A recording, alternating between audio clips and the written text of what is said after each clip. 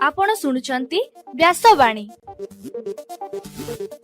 जनगण मन अधिनायक जय हे भारत भाग्य विधाता। पंजाब सिंधु गुजरात मराठा द्राविड उत्कल बंगा। विंध्य हिमाचल यमुना गंगा उच्छल जलधि तरंगा। तब शुभ नामे जागे तब शुभ आशीष मागे। गाए तब जय गाथा जनगण मंगलदायक जय हे भारत भाग्य विधाता। जय हे जय हे जय हे जय जय जय जय हे। या कुंदेन्दु तुषार हार धवला। या शुभ्र वस्त्रामृता। या वीणा वरदंड मंडित करा। या श्वेत पद्मासना। या ब्रह्माश्रुत शंकर प्रभृतिवी। देवै सदा वंदिता। सा मां पातु सरस्वती भगवती। निशेष जाड्या प्रहार। नमस्कार, व्यासवाणी खबर सहित मु पुष्पिता। प्रथमे मुख्य खबर। उत्कल गौरव मधुसूदन दास को राज्यस्तरीय जयंती समारोह आज पालन करा जाउछि। आज केन्दुझर ठारे मुख्यमंत्री मोहन चरण माझी बृहत विद्युत शक्ति व्यवस्थार संप्रसारण करिवे। भुवनेश्वर ठारे साधारण लोकंक रहणी पाई अतिथि भवन निर्माण कराजिबो। आगकू अधिक ग्रीष्म प्रवाह अनुभूत हेबा नै सबु राज्य को सतर्क कराइला केन्द्र। पश्चिमबंग रे द्वितीय पर्याय विधानसभा निर्वाचन पाई शेष हेला प्रचार। आसंतकाली मतदान। न्यूजीलैंड सहित मुक्त वाणिज्य राजीनामा स्वाक्षर कला भारत।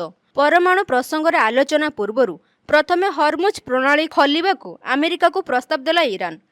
गतकाली आईपीएल खेल रे बेंगालुरु 9 विकेट विजयी एवं पश्चिम ओडिशा रे अधिक तापमात्रा सांगकू उपकूल अंचल रे गुळुगुळी अनुभूत। एबे संपूर्ण खबर। आज सारा राज्य रे आधुनिक ओडिशार निर्माता उत्कल गौरव मधुसूदन दास को 178तम जयंती समारोह रे पालित हेउछि। से 1848 मसीहा एप्रिल 28 तारिख रे कटक जिलार सत्यभामापुर ग्राम रे जन्मग्रहण करथिले। से स्वतंत्र ओडिशा प्रदेश गठनर मुख्य कर्णधार थिले एवं ओडिशार प्रथम बारिस्टर भावे ओडिया जातिर स्वाभिमान पाई आजीवन संग्राम करथिले। एही अवसर रे राज्यस्तरीय जयंती समारोह सहित विभिन्न सामाजिक अनुष्ठान पक्षरु मधुबाबू को श्रद्धांजलि अर्पण करा जायछि। सकाळु भुवनेश्वर स्थित गवर्नर हाउस छकठारे थिबा तांको प्रतिमूर्ति रे मान्यगण्य व्यक्ति व जनसाधारण पुष्पमाल्य अर्पण करिसंती। स्वतंत्र ओडिशा प्रदेश गठन रे तांकर अतुलनीय अवदान एवं ओडिया जातिर स्वाभिमान पाई से करिथिबा संग्राम को आज सभे मने पकाउछंती। एही दिनटी को ओडिशा रे अकिल दिवस बा स्वाभिमान दिवस भावे मध्य पालन करा जाउछि। विभिन्न शिक्षानुष्ठान व कार्यालय रे मधुबाबूଙ୍କ जीवनी उपरे आलोचना सभा आयोजित होईछि। तांकर आदर्श रे अनुप्राणित होई ओडिशार विकास पाई संकल्प नेबाकू नेतृबृंद आह्वान देइछंती। उत्कल गौरव मधुसूदन दास को जयंती अवसर रे आज फकीरमोहन विश्वविद्यालय परिसर रे एक स्वतंत्र कार्यक्रम आयोजित होईछि। केन्दुझर जिलार शिल्प और शक्ति भित्तिभूमि को सुदृढ़ करने पाई मुख्यमंत्री मोहन चरण माझी आज 1647 कोटी टंकार एक बृहत विद्युत प्रकल्पर भित्तिप्रस्तर स्थापन करिवे। ओडिशा विद्युत शक्ति संचारण निगम बा ओपीटीसीएल द्वारा एही योजना कार्यकारी हेबो। एही योजना रे गोटे उच्च क्षमता संपन्न ग्रिड सबस्टेशन सहित 2टी ग्रिड सबस्टेशन व 990 किलोमीटर दैर्घ्यर 5टी ट्रांसमिशन लाइन निर्माण कराजिबो।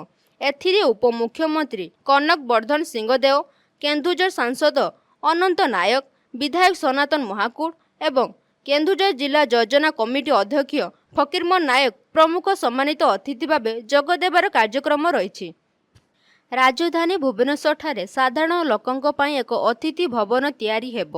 ଏଥିପାଇଁ ମୁଖ୍ୟମନ୍ତ୍ରୀ ମୋହନ ଚରଣ ମାଝୀଙ୍କ ନେତୃତ୍ୱରେ ନିର୍ମାଣ ପ୍ରକ୍ରିୟା ଆରମ୍ଭ ହୋଇଛି। ମିଳିଥିବା ସୂଚନା ଅନୁସାରେ ଭୁବନେଶ୍ୱର କେନ୍ଦ୍ରସ୍ଥଳ ୟୁନିଟ୍ 2ରେ ଏହି ଅତିଥି ଭବନ ତିଆରି ହେବ। ଏହି ଅତିଥି ଭବନରେ ପ୍ରତିଦିନ 1,500 ଲୋକଙ୍କ ରହଣି ପାଇଁ ବ୍ୟବସ୍ଥା କରାଯିବ ଏବଂ ଭଡ଼ା ବାବଦକୁ ଦିନକୁ ମାତ୍ର 100 ଟଙ୍କା ଦେବାକୁ ପଡ଼ିବ।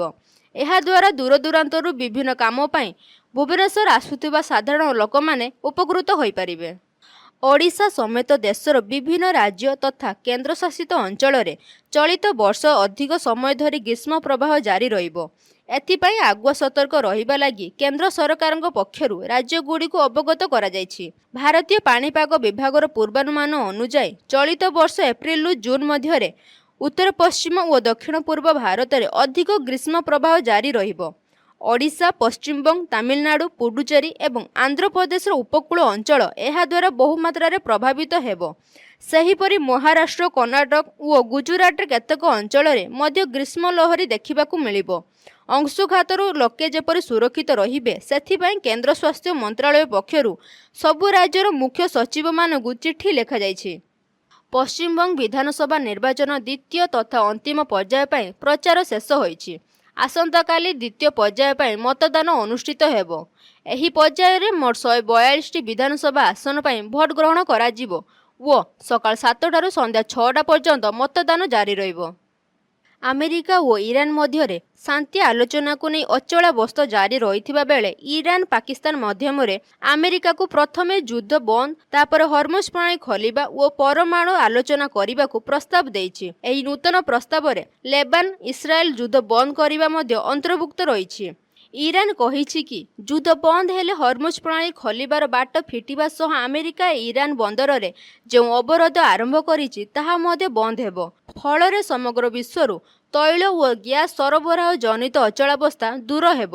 ସୂଚନା ଅନୁଯାୟୀ ଟ୍ରମ୍ପ ଆଜି ତାଙ୍କର ଶୀର୍ଷ ଜାତୀୟ ସୁରକ୍ଷା ଓ ବୈଦେଶିକ ନୀତି ଦଳକୁ ଭେଟି ଅଟକି ରହିଥିବା ଆଲୋଚନାର ସମୀକ୍ଷା କରିବେ ଏବଂ ପରବର୍ତ୍ତୀ ପଦକ୍ଷେପ ଲାଗି ନିଷ୍ପତ୍ତି ନେବେ। ଗତକାଲି ଆଇପିଏଲ୍ ମ୍ୟାଚ୍ରେ ଆର୍ସିବି 9 ୱିକେଟରେ ଦିଲ୍ଲୀ କ୍ୟାପିଟାଲ୍ସକୁ ପରାସ୍ତ କରିଛି। ପ୍ରଥମେ ବ୍ୟାଟିଂ କରି ଦିଲ୍ଲୀ କେବଳ 75 ରନ୍ରେ ଆଉଟ୍ ହୋଇଥିଲା। ଜସ୍ ହାଜଲେଉଡ୍ ଓ ଭୁବନେଶ୍ୱର କୁମାର ଦୃଢ଼ ବୋଲିଂ କରିଥିଲେ। ଜବାବରେ ବେଙ୍ଗାଲୁରୁ 6.3 ଓଭରରେ ମାତ୍ର 1 ୱିକେଟ୍ ହରାଇ ଲକ୍ଷ୍ୟ ପୂରଣ କରିଥିଲେ। ଦେବଦୂତ ପଟ୍ଟିକଲ ଓ ବିରାଟ କୋହଲି ଭଲ ବ୍ୟାଟିଂ କରି ଦଳକୁ ଜିତାଇଥିଲେ। ଏହା ବେଙ୍ଗାଲୁରୁ ପାଇଁ ଏକତରଫା ଓ ଦମଦାର ବିଜୟ ଥିଲା। ପଶ୍ଚିମ ଓଡ଼ିଶାରେ ତାପମାତ୍ରାର ବୃଦ୍ଧି ଏବଂ ଉପକୂଳ ଅଞ୍ଚଳରେ ହେଉଥିବା ଗୁଳିଗୁଳି ଜନସାଧାରଣଙ୍କ ପକ୍ଷେ ଅସହ୍ୟ ହେବାରେ ଲାଗିଛି। ରାଜ୍ୟର 17ଟି ସ୍ଥାନରେ ସର୍ବାଧିକ ତାପମାତ୍ରା 40 ଡିଗ୍ରୀ ରେକର୍ଡ କରାଯାଇଛି। ଗତକାଲି ଝାରସୁଗୁଡ଼ାରେ ରାଜ୍ୟର ସର୍ବାଧିକ ତାପମାତ୍ରା 44.8 ଡିଗ୍ରୀ ରେକର୍ଡ କରାଯାଇଛି। ଏହା ସହିତ ବରଗଡ଼ରେ 43.3, ବୌଦ୍ଧରେ 43.5, ବଲାଙ୍ଗୀରରେ 43.3, ସମ୍ବଲପୁର ଓ ନୂଆପଡ଼ାରେ 43.2, ସୁନ୍ଦରଗଡ଼ରେ 43 ଡିଗ୍ରୀ ତାପମାତ୍ରା ରହିଥିବା ନେଇ ପାଣିପାଗ ବିଭାଗ ସୂଚନା ଦେଇଛି। ପାଣିପାଗ ବିଭାଗର ପୂର୍ବାନୁମାନ ଅନୁଯାୟୀ ଆସନ୍ତା 2 ଦିନ ମଧ୍ୟରେ ତାପମାତ୍ରା 2ରୁ 3 ଡିଗ୍ରୀ କମିପାରେ। ଉପକୂଳ ଓଡ଼ିଶାରେ କାଳବୈଶାଖୀ ପ୍ରଭାବରେ ଘଡ଼ଘଡ଼ି ସହ କୁଆପଥର ବର୍ଷା ହେବାର ଆଶଙ୍କା ରହିଥିବା ନେଇ ଆଞ୍ଚଳିକ ପାଣିପାଗ ବିଭାଗ ଆକଳନ କରିଛି। ଏବେ ଆସନ୍ତୁ ଶୁଣିବା ଆଜିର ସ୍ୱାସ୍ଥ୍ୟବାଣୀ। ନାଳ ଝାଡ଼ା ଏକ ସାଧାରଣ ସ୍ୱାସ୍ଥ୍ୟ ସମସ୍ୟା। ନାଳ ଝାଡ଼ା ହେଲେ ଅନେକ ଲୋକ ଏହାକୁ ସାଧାରଣ ରୋଗ ଭାବି ଅବହେଳା କରିଥାନ୍ତି। ବିଶେଷ କରି ଶିଶୁ, ବୃଦ୍ଧ ଓ ଦୁର୍ବଳ ବ୍ୟକ୍ତିଙ୍କ ପାଇଁ ଏହା ପ୍ରାଣଘାତୀ ହୋଇପାରେ। ଠିକ୍ ସମୟରେ ସଚେତନ ନହେଲେ କିମ୍ବା ଯତ୍ନ ନନେଲେ ଏହା ଗୁରୁତର ସ୍ୱାସ୍ଥ୍ୟ ସମସ୍ୟାରେ ପରିଣତ ହୋଇଥାଏ। ନାଳ ଝାଡ଼ାର ମୁଖ୍ୟ କାରଣ ହେଉଛି ଦୂଷିତ ପାଣି ଓ ଅଧିକ ତେଲ ମସଲାଯୁକ୍ତ ଖାଦ୍ୟ। ଦୂଷିତ ପାଣି, ଖୋଲା ଜାଗାରେ ରହୁଥିବା ଖାଦ୍ୟ, ବାସି ଖାଦ୍ୟ ଖାଇଲେ ପେଟରେ ଜୀବାଣୁ ପ୍ରବେଶ କରେ। ଏହି ଜୀବାଣୁ ପେଟ ଭିତରେ ରୋଗ ସୃଷ୍ଟି କରେ ଏବଂ ଏହା ନାଳ ଝାଡ଼ାର କାରଣ ହୁଏ। ନାଳ ଝାଡ଼ାର ଲକ୍ଷଣ ଗୁଡ଼ିକ ହେଉଛି ବାରମ୍ବାର ଝାଡ଼ା ହେବା, ପେଟରେ କଷ୍ଟ ହେବା, ମଳରେ ନାଳ ପଡ଼ିବା, ମୁଣ୍ଡ ବୁଲେଇବା ଇତ୍ୟାଦି। ଏମିତି ଲକ୍ଷଣ ଦେଖାଦେଲେ ତୁରନ୍ତ ଡାକ୍ତରଙ୍କ ପରାମର୍ଶ ନିଅନ୍ତୁ ଏବଂ ସାବଧାନତା ଅବଲମ୍ବନ କରନ୍ତୁ। କେତେକ ସମୟରେ ଭୂତାଣୁ ଓ କୀଟାଣୁ ସଂକ୍ରମଣ ଦ୍ୱାରା ମଧ୍ୟ ଏହି ରୋଗରେ ପଡ଼ିବା ଆଶଙ୍କା ଥାଏ। ନାଳ ଝାଡ଼ା ସମୟରେ ସବୁଠାରୁ ପ୍ରଥମ ଆବଶ୍ୟକତା ହେଲା ଶରୀରରେ ପାଣିର ଅଭାବ ପୂରଣ କରିବା। ନାଳ ଝାଡ଼ା ସମୟରେ ଶରୀରରୁ ବହୁତ ପାଣି ବାହାରିଯାଏ, ଫଳରେ ଜଳୀୟ ଅଂଶ ମାତ୍ରା କମିଯାଏ, ଯାହା ଶରୀରକୁ ଦୁର୍ବଳ କରିଦିଏ। ଏଥିପାଇଁ ନାଳ ଝାଡ଼ା ସମୟରେ ପ୍ରଚୁର ମାତ୍ରାରେ ORS ପାଣି ପିଅନ୍ତୁ। ORS ଶରୀରରେ ଜଳ ଓ ଲୁଣର ମାତ୍ରାର ସନ୍ତୁଳନକୁ ଠିକ୍ ରଖିଥାଏ, ଯାହାଦ୍ୱାରା ଶରୀର ସୁସ୍ଥ ରହେ ଏବଂ ଜଳୀୟ ଅଂଶ କମେ ନାହିଁ। ନାଳ ଝାଡ଼ା ସମୟରେ ସହଜରେ ହଜମ ହେବା ଭଳି ଖାଦ୍ୟ ଖାଇବା ଉଚିତ। ଭାତ, କଦଳୀ, ଦହି ଭଳି ଖାଦ୍ୟ ପେଟ ପାଇଁ ବେଶ୍ ଉପକାରୀ। ତେଲ ମସଲା ଓ ଫାଷ୍ଟଫୁଡ୍ ଜାତୀୟ ଖାଦ୍ୟଠାରୁ ଏହି ସମୟରେ ଦୂରେଇ ରହିବା ଭଲ। ପରିଷ୍କାର ପାଣି ପିଇବା, ଖାଦ୍ୟ ପୂର୍ବରୁ ଓ ମଳତ୍ୟାଗ ପରେ ହାତ ଭଲ ଭାବରେ ଧୋଇବା ଦ୍ୱାରା ଏହି ରୋଗ ରୋକିବା ସମ୍ଭବ ହୋଇଥାଏ। ଆଜିର ଖବରକୁ ଏଇଠି ରଖୁଛୁ। ନମସ୍କାର।